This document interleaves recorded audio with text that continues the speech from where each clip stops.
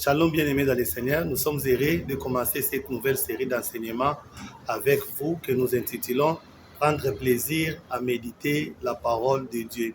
Lisons dans le premier livre des psaumes, dont nous sommes dans psaume 1, nous lisons du premier au troisième verset. Il est écrit ceci: « Heureux l'homme qui ne marche pas selon les conseils des méchants, qui ne s'arrête pas sur la voie des pécheurs et qui ne s'assied pas en compagnie des moqueurs, mais qui trouve son plaisir dans la loi de l'Éternel et qui la médite jour et nuit.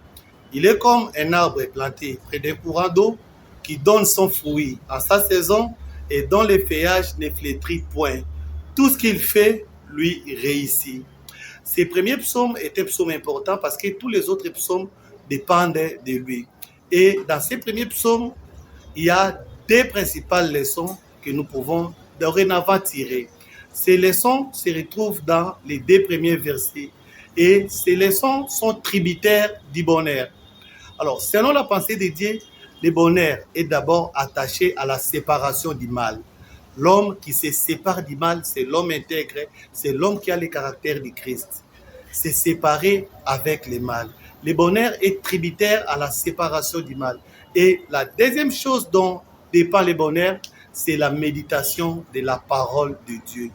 La parole de Dieu est fondamentale et prendre plaisir à méditer cette parole est une chose importante dans la vie chrétienne. Aucun chrétien ne peut subsister dans ce monde ténébreux s'il ne médite pas la parole du Seigneur.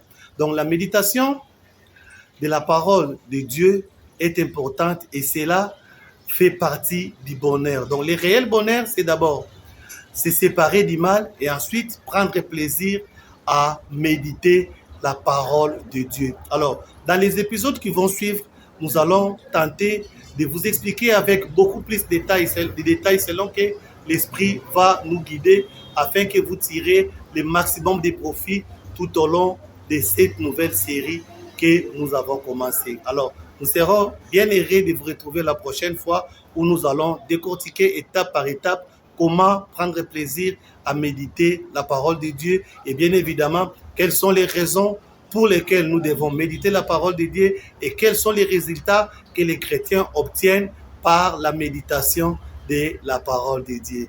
Que Dieu vous bénisse énormément. N'arrêtez pas de vous abonner sur notre page Melaou TV et d'aimer nos exhortations que nous vous apportons pour la gloire de Dieu. Que Dieu vous bénisse.